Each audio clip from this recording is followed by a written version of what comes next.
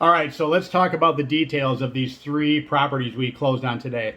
So the first one, as we talked about, was a BRRRR strategy. So what does BRRRR stand for? Buy, repair, rent, refinance, and repeat the process. And so the reason this was a great BRRRR property, and BRRRR properties are rental properties for those of you that don't know the acronym. The reason we did that is because the situation with the seller required it. The seller, we ended up buying two properties from the seller and two single family homes in McFarland. And one of those properties was where the seller is currently living. And he's in his 70s. And part of the deal was he did not want to move. He wants to literally die in that home. And or if he needs care, he may have to go somewhere else, but he wants to live out the rest of his days in that home.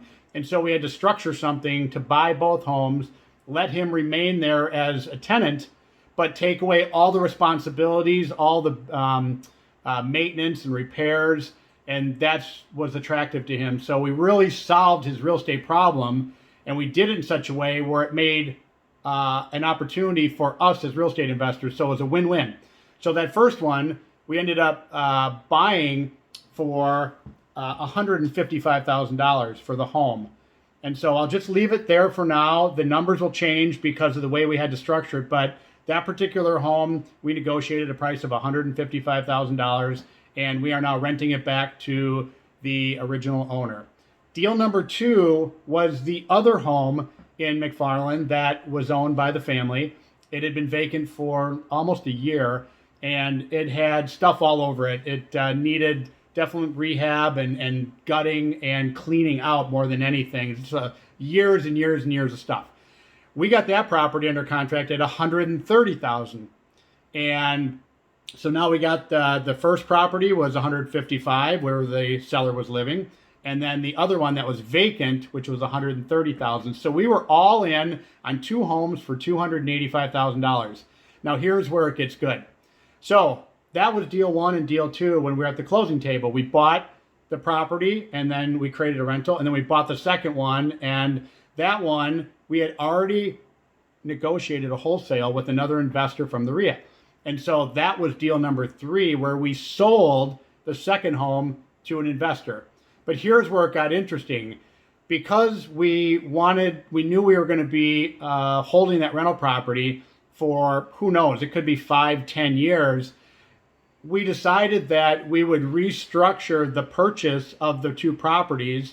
So instead of paying $285 total for the properties, $155 and then $130, we ended up restructuring the offers so that we paid $233,000 for the property that would be the rental, the BRRRR property. And then we ended up buying the other home, the one that's vacant, for $52,000.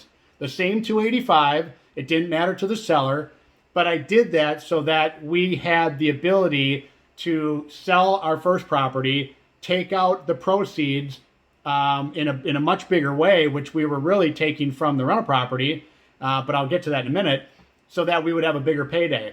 We ended up selling the house in our third closing to an investor at the RIA for $160,000. So really, on the surface, it was probably a $25,000 to $30,000 wholesale, that's a good day. It's an average. But what we did is we parlayed that by being creative, and we ended up making over $100,000 on that wholesale deal that we did. So people are probably saying, well, now what's going on with the rental that you paid $233,000 for? Here's the great part. As we go through the property, we're going to work with the seller to clean up part of the lower level, and there's a finished off area down there.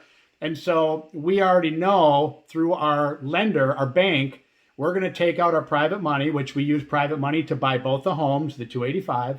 And I've already talked to my lender prior to closing, and they can give us a 75% loan on the home that we're doing the BRRRR strategy on. And the great part about that is at 75%, it's right at about that $233,000. So now when we refinance, take out the private money, we're going to have a note on the property at 233. The rent, the principal, interest, taxes, and insurance will be covered by the rent that we settled on with the tenant that's living there now, the original owner. And we still have 25% equity in the property for someday down the road. So all in all, a great deal. We've got equity in the property. We're getting a rental that's going to be cash flowing a very little bit, which we're okay with. But we took our money up front in the wholesale deal, which is now just slightly over 100,000, about 104,000, which you saw the check. So that's kind of the details. I'm going to be doing a case study here coming up at the RIA where I'm going to dig into all of this because there's a huge story behind this. 5 months of work, a lot of different hoops, tons of people we worked with, and I want to show you what a deal like this looks like. And so we're really going to break it down, but stay tuned for that. And again, Chris Hake, founder of the Master Investor Academy and Madison RIA, and I look forward to sharing with you guys our next deal. Have a great day.